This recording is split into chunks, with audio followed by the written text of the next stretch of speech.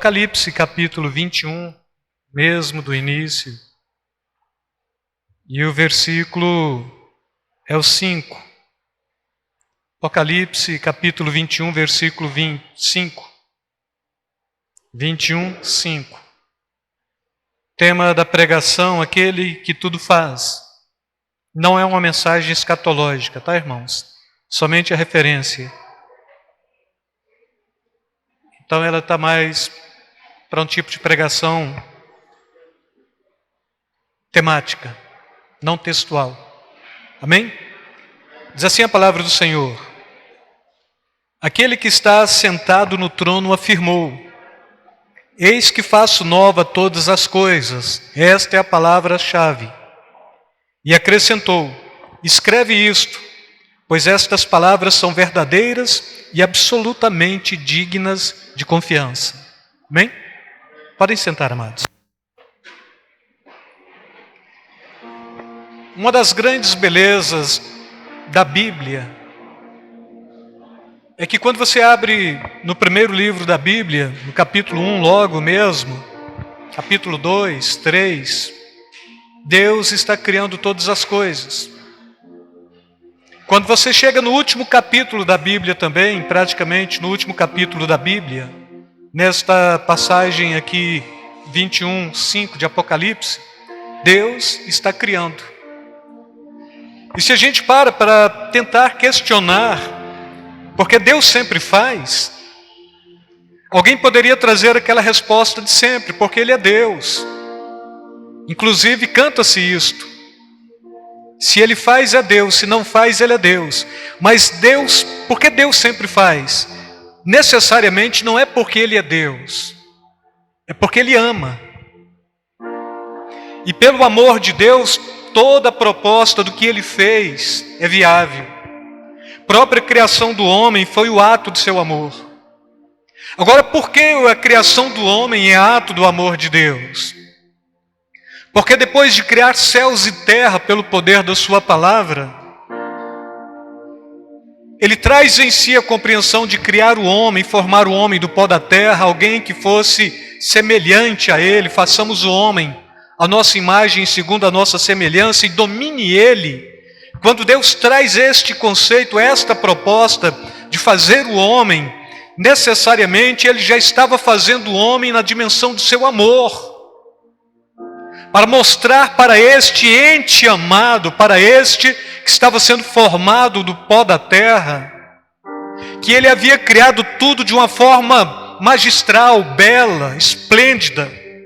Então tudo quanto Ele cria, e depois quando Ele forma o homem, Ele está formando o homem porque Ele ama o homem, e quando Ele põe o homem dentro do jardim, Ele está demonstrando o amor para com o coração deste homem. Ele está mostrando para este homem que Ele o ama.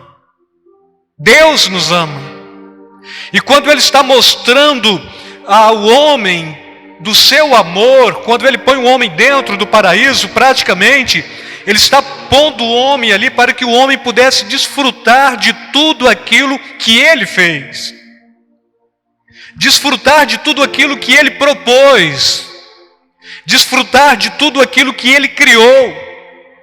O mais interessante, irmãos, é que quando a gente pega o livro de Gênesis, principalmente nestes 3 primeiros capítulos, se a gente tiver uma visão única e exclusivamente seca, a gente perde a noção do que está lendo, e a gente talvez vai perceber um Deus que não é tão bom assim. Mas quando a gente faz esta leitura do ponto de vista do Deus que ama, a gente vai compreender o quanto este Deus ama. Ele cria o paraíso, Ele cria um lugar de delícias. Ele põe o homem dentro, Ele põe o homem para cultivar o paraíso. Alguém pressupõe que o trabalho é consequência do pecado. Não, a Bíblia põe o homem dentro do paraíso para cultivar o paraíso. Posteriormente, com a consequência do pecado, é que ele vai ter de comer do suor do seu rosto. Mas a primeira proposta aqui é colocar o homem ali.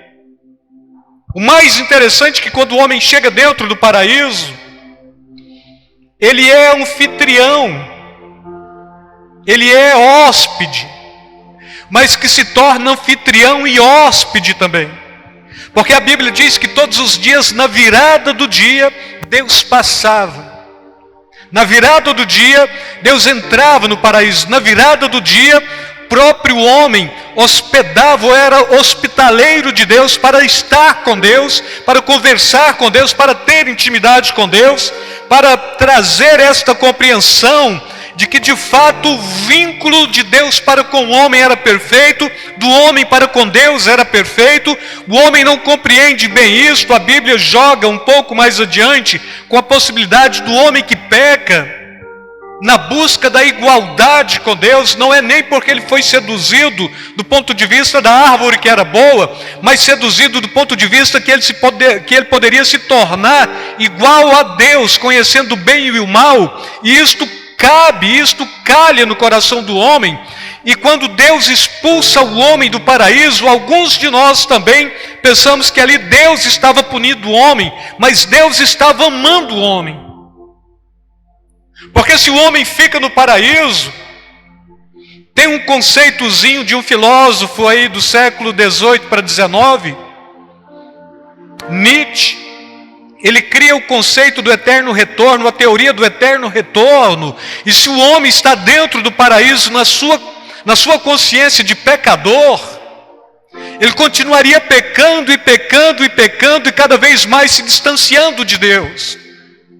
A expulsão do paraíso foi uma outra chance, uma nova chance que Deus estava trazendo para com este homem.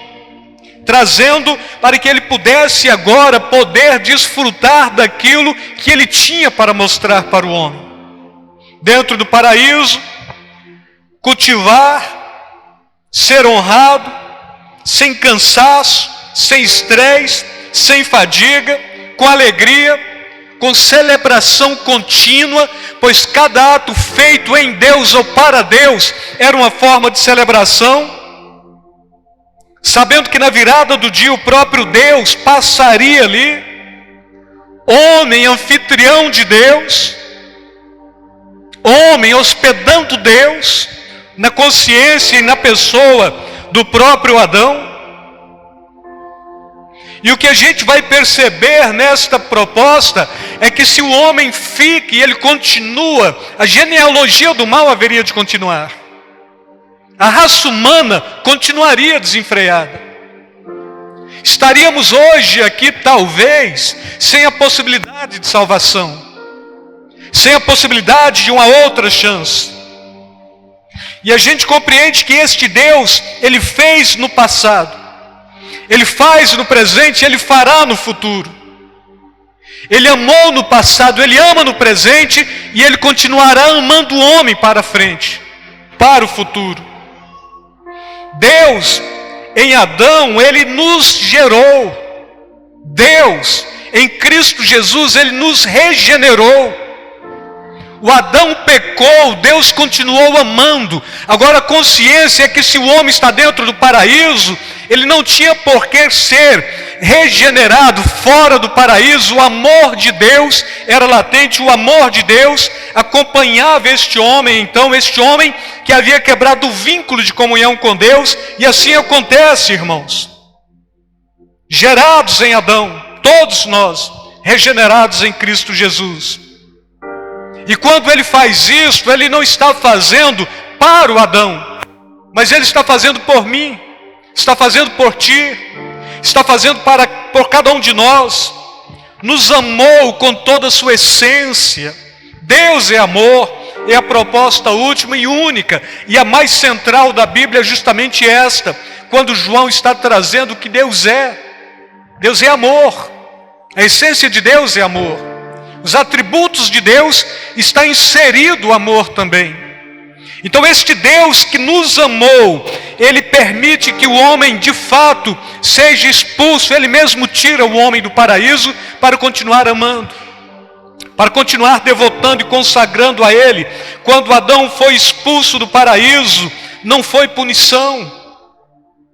Gostamos de pensar que foi punição, mas foi a dimensão do seu amor que jogou ele para fora, a fim de que o homem tivesse a possibilidade de um recomeço, de uma nova chance, de uma outra possibilidade, a fim de que ele não pudesse dar uma genealogia, ou continuar com a genealogia do mal, sempre fazendo mal e sempre criando a possibilidade do mal. E o problema é que dentro da graça, dentro deste tempo, que nós chamamos tempo da regeneração, tempo da graça, tempo em que o homem é salvo única e exclusivamente pela fé, ainda assim não conseguimos compreender bem o amor de Deus, e parece que em nós habita mais a justiça do ser humano do que a justiça de Deus, porque nós somos justiceiros ainda. E não gostamos muito da justiça de Deus. Porque a justiça de Deus te manda perdoar. A justiça de Deus te manda amar. A justiça de Deus te manda lavar os pés do outro. A justiça de Deus te manda amar aqueles que te odeiam e orar por aqueles que te perseguem. E nós não temos tanta avidez para isto. Mas a Bíblia está mostrando isto. A palavra de Deus está nos trazendo sempre isto. E aqui este homem, quando ele fora do paraíso, ele tem totalmente a possibilidade de ser alcançado por Deus dentro daquilo que a gente chama de uma nova dispensação. Primeira dispensação da inocência, o homem está dentro do paraíso. Segunda dispensação, consciência, o homem pecou, tem noção, ele sabe do seu erro, ele sabe da sua fragilidade, ele sabe que ele não é capaz de prover meios para si, mas Deus entra em cena outra vez, porque Deus é amor, Deus ama, Ele faz, Ele sempre está criando alguma possibilidade para abençoar, alguma possibilidade para estreitar comunhão com o homem.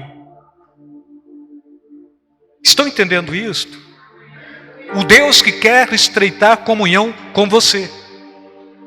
O Deus que quer fazer tudo novo na sua vida. Quer mudar a sua história. Quer mudar a sua realidade. Quer criar uma possibilidade de bênçãos para você.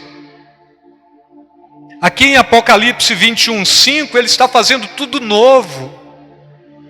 E a gente talvez pode até perguntar, mas por que Deus está fazendo? Não é para Ele, é por você. Ele é Deus. Sequer Ele precisava ter criado alguma coisa, Ele é Deus. Antes de existir qualquer possibilidade, Ele já era Deus na eternidade. Na pessoa do Pai, do Filho e do Espírito Santo. A gente compreende isso com muita naturalidade, mas Ele está fazendo por você, este Deus que tudo faz, Ele tudo faz porque Ele está visualizando você, tem você na história. Tem cada um de nós neste processo. E a gente pega assim, irmãos, Abel aproveitou esta oportunidade. Ele compreende que então tem que adorar a Deus. E adorar não é porque era uma obrigação, mas era um benefício. É para o bem do homem, a adoração sempre é para o bem do homem. E ele vai e adora, ele adora. Mas Caim não compreende isto, Caim não soube dar valor. Abel ofereceu o melhor sacrifício, Caim foi profano. Abel foi adorador, Caim foi homicida. E a gente vai pegar isto desde o início da raça humana. O Deus que está amando, o Deus que está fazendo, mas o homem que está sendo ingrato para com todo tipo de ação e de provisão de Deus. Mais uma vez, na cruz Deus reconciliou a humanidade. E aí, tempo atrás, ouvindo um pastor pregando, ele falando... tem aqueles que ainda são da descendência de Caim, aqueles que são da descendência de Abel. Quem é adorador é da descendência de Abel. Quem é trabalhador é da descendência de Caim. Trazendo aqui uma divisão dentro deste contexto da raça humana. Mas a Bíblia está falando que não. A Bíblia está falando que aqui agora Deus nos reconcilia. Ele reconcilia tanto a geração de Abel quanto a de Caim na cruz do Calvário. Jesus foi por todos. Ele morreu pelo justo, pelo injusto, pelo adorador, para o profano, pelo profano. Ele foi e se entregou, ele se doou totalmente. Ele vai à cruz pelos nossos pecados. Ele reconcilia a geração de Caim, ele reconcilia a adoração de Abel consigo mesmo para continuar amando, para demonstrar este amor. E aí Romanos 5:1, portanto, havendo sido justificados pela fé, temos paz com Deus por meio de nosso Senhor Jesus Cristo. E lá no versículo 8 deste mesmo capítulo, porém Deus comprova o seu amor para conosco pelo fato de ter Cristo morrido por nós, ou em nosso benefício quando andávamos no pecado. Ele fez por você. Ele deu seu único filho por você. Ele faz por você. Ele enviou o Espírito Santo para te consolar todos os dias. O Deus que fez é o Deus que faz. O Deus que fez no passado é o mesmo Deus que está fazendo no presente e é o mesmo Deus que está te fazendo promessas para o futuro. Deus faz. Ele fez, Ele faz. Ele te amou, Ele te perdoou, Ele te remiu, Ele te justificou, Ele te santificou, Ele te regenerou, Ele te deu um espírito de adoção. E Paulo está falando, e este espírito clama em nós, Abba, Pai. Aí eu posso até pensar, sim, eu sou filho adotivo de Deus, mas o mais interessante é que se a gente pega um pouco mais a Bíblia, um pouco mais para dentro dos escritos paulinos, ele nos tira da condição de filhos adotivos para filhos gerados. A mesma descendência de Deus é a descendência do homem. Ele gera, ou seja, ele pega em Cristo Jesus e traz a possibilidade de aqueles que aceitaram o sacrifício serem irmãos menores, ele o irmão mais velho, e ele continua amando, lá em Tito 3,5, não por causa de alguma atitude justa que pudéssemos ter praticado, mas devido à sua bondade, ele nos salvou por meio do lavar regenerador e renovador do Espírito Santo. Ele te faz nova criatura e ele te restaura. Ele te regenera segundo a imagem de Cristo Jesus e ele te faz novo pelo Espírito Santo. Crente que envelhece é o crente que peca. O crente que mantém sempre novo é o crente que adora. O crente que perde a noção do evangelho pela religião é o crente que envelhece. O crente que sabe a necessidade para o seu bem, para o seu benefício de estar continuamente na presença de Deus, tem comunhão com Ele. Este não envelhece.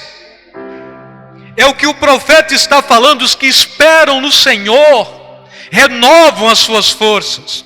Esperar no Senhor necessariamente é ter comunhão com Ele, é caminhar com Ele, é saber que Ele há de fazer algo por nós, em benefício de cada um, porque Ele sempre faz.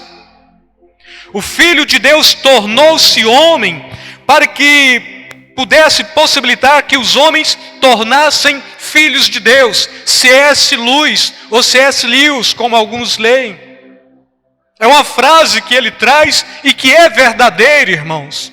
O Filho de Deus torna-se homem para possibilitar que os homens se tornem filhos de Deus. Quem somos nós? De onde vem a nossa genealogia? Vem da carne e do sangue ou vem de Deus?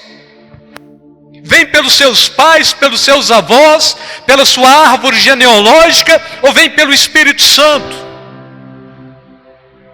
Remontar genealogia é coisa de homem natural. Olhar para Deus e saber que é descendente dele é coisa de homem espiritual. Deus te chamou para o novo. Deus não te quer remontando esta continuidade passada do pecado, mas Ele quer que você compreenda daqui para frente a possibilidade que você é filho de Deus. Você é nova criatura. Você foi regenerado e renovado pelo Espírito Santo. Atos capítulo 17, versículo 28, porquanto dele também somos descendentes. De onde você descende? Qual é a sua descendência? Você descende de Deus. Você descende do Espírito Santo. Você descende do sacrifício da cruz. O homem falhou no passado, mas Deus deu uma outra chance. Alguém disse que Deus falhou no passado, por isso Ele criou uma outra possibilidade em Cristo Jesus. Deus não falha, o homem é que falha. E Ele está dando sempre chances e oportunidade para que o homem possa caminhar, para que o homem possa ter esta consciência vinculado, alicerçado, estruturado, vinculado a Ele, sendo filho de Deus, sabendo que Ele nos chamou para isto. Ele faz no presente. Crentes abatidos, Ele levanta. Crentes sem expectativa, Ele traz novas expectativas. Crentes derrotados, Ele faz triunfar. Crente que já olha e não vê possibilidade nenhuma, Ele cria possibilidades para estes. A vitória sem luta é triunfo sem glória. Se tem que lutar.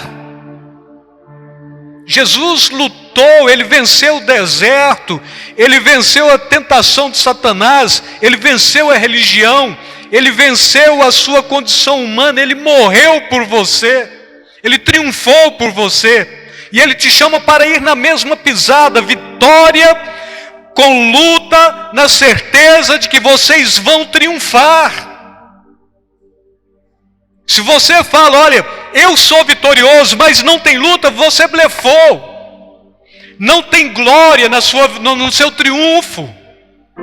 E mais uma vez, Paulo escrevendo aos Coríntios, ele diz: a graça, porém, a Deus, que em Cristo Jesus sempre nos conduz em triunfo. E por meio de nós, difunde em todo lugar o cheiro do seu conhecimento. No passado, a glória de Deus, ou a glória do homem, era de cultivar o paraíso e contemplar Deus na virada do dia. No presente, a glória do homem é de cultivar o reino de Deus e de cultivar a presença de Deus todo o tempo. O que Adão podia fazer na virada do dia, a igreja pode fazer o tempo todo.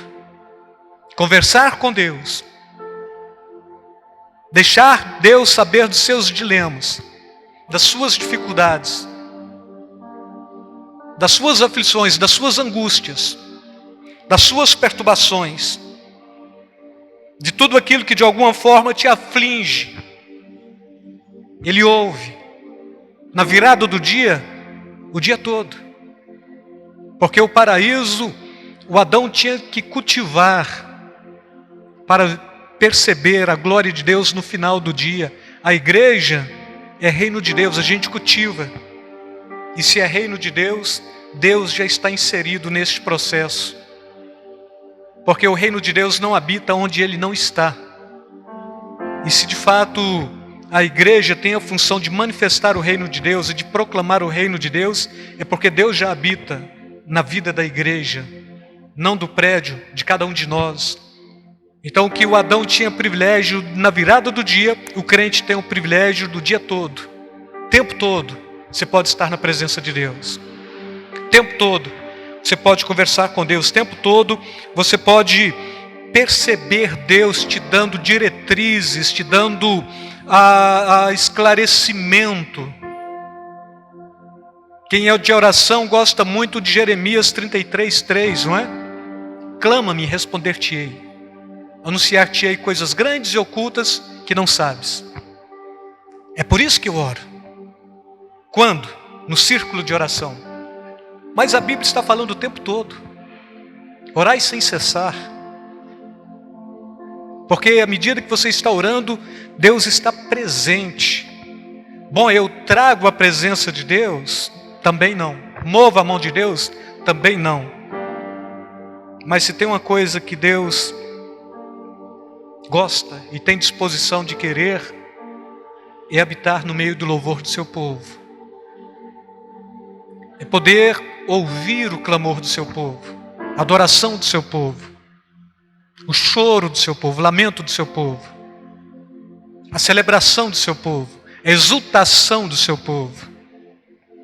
Talvez seja uma das questões que as igrejas históricas que surgiram com a reforma protestante ficaram para trás, e a igreja que resolveu caminhar por este processo da ação do Espírito Santo está aí, em pauta, porque o crente grita, o crente chora, o crente brada, o crente fala em línguas, o crente não tem problema, em qualquer lugar ele é barulhento mesmo, e em todo lugar que você está fazendo barulho para a glória de Deus, então é a glória de Deus que está sendo anunciada. Você não está requintado para ouvir a mensagem de Deus, você está como servo para ouvir e participar da mensagem de Deus. Você não é mero espectador, você é participante. A manifestação da glória de Deus acontece em detrimento de você, da sua adoração, da sua capacidade de interagir com o Espírito Santo, ser tomado pelo Espírito Santo, caminhar por Ele, vencer por Ele, triunfar por Ele. Caim matou Abel. Fato. Talvez hoje seja o dia do paradoxo. O Abel que dá vida para o Caim. Mas porque Deus faz tudo novo. E Ele quer fazer tudo novo na sua vida. Ele quer tirar você desta coisa meio mórbida, de achar que Deus, esporadicamente, tempo de distanciamento e afastamento, isolamento social, na igreja, uma vez por semana, é que eu vou ouvir a voz de Deus. Irmãos, isto é loucura para o crente que pensa assim. Você acorda porque Deus te desperta. Você dorme porque Deus te consola. Porque Ele te alenta, Ele te embala. Então Deus é o Deus que sempre faz, porque sempre está presente na vida daqueles que o celebram e o adoram, mas sobretudo na vida daqueles que trazem em si um vínculo filial, que sabem serem descendentes de Deus, porque deles somos descendentes. E depois regenerados e renovados pelo Espírito Santo. Nós somos estes. Nós fomos chamados para isto. E quando a gente chega nesse contexto de Apocalipse, eis que faço nova todas as coisas. Irmãos, neste versículo 21, no capítulo 21 deste livro, no versículo 1, ele está falando novos céus e nova terra. No versículo 2, nova Jerusalém. No versículo 5, nova todas as coisas. Aquele que tudo fez, aquele que tudo faz e aquele que tudo fará, a sua ação é desde o início da humanidade até o momento em que de fato Ele consumar todas as coisas, atuando em benefício do seu povo. Agora, por que Ele faz? Porque Ele é Deus? Não, Ele faz porque Ele te ama. Amor próprio é alguma coisa que todos nós temos que aprender a ter para saber qual é a dimensão de Deus em nós também.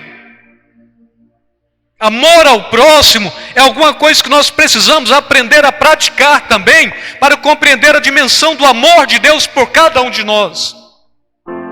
Amor por misericórdia, amor por compaixão é alguma coisa que a gente tem que experimentar também para estender isto ao outro. Porque foi assim que Deus nos amou.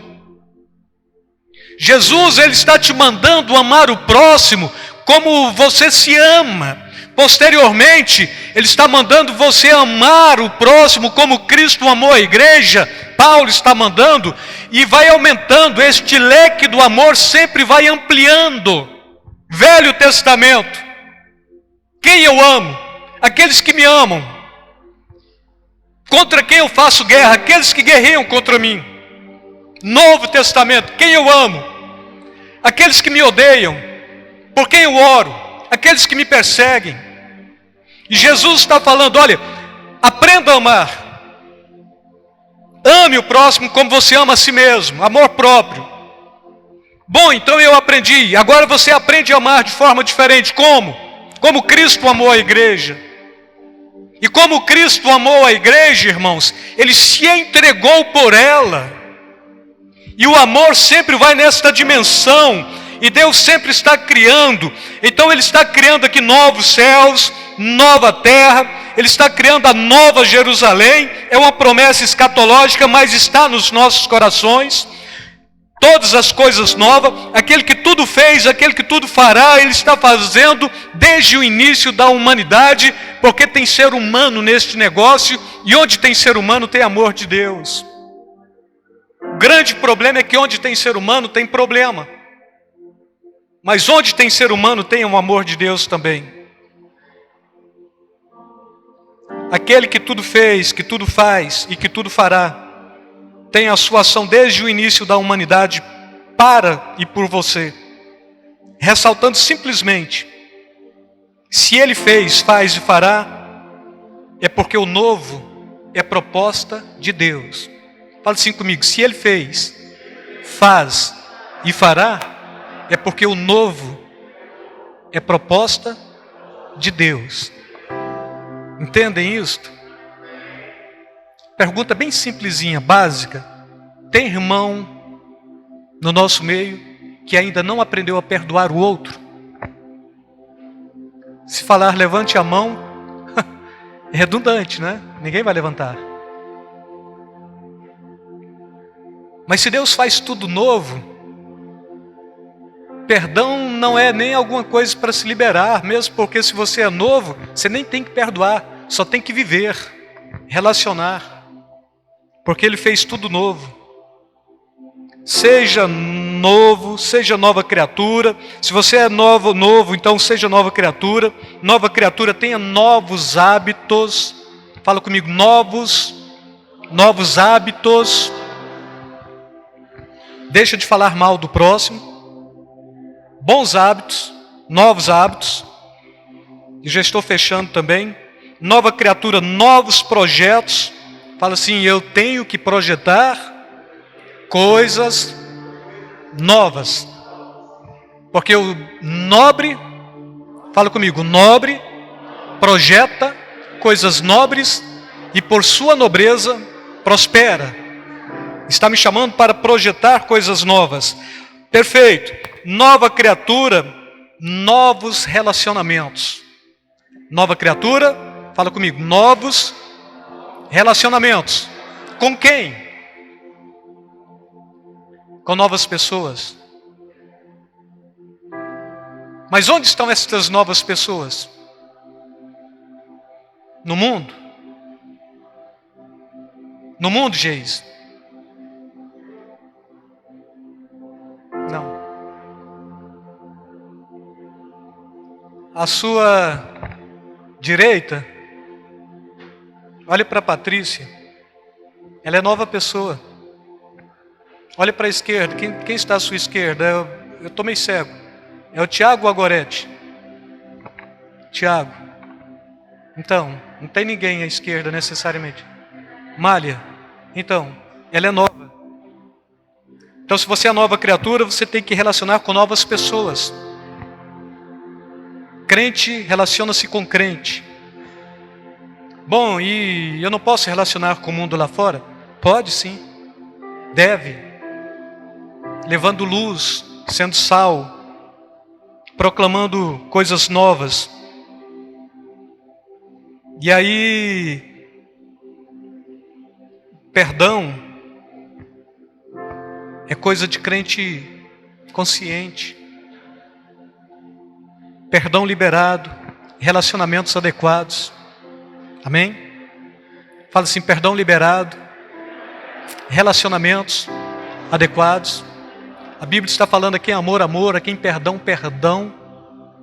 A gente tem dificuldade de compreender esta outra partezinha, a do perdão. Perdão, tem que perdoar. Cristo nos perdoou. Deus nos perdoou em Cristo Jesus. Ele tudo faz. Você é o principal alvo da ação e do amor de Deus. Este Deus que tudo faz por você.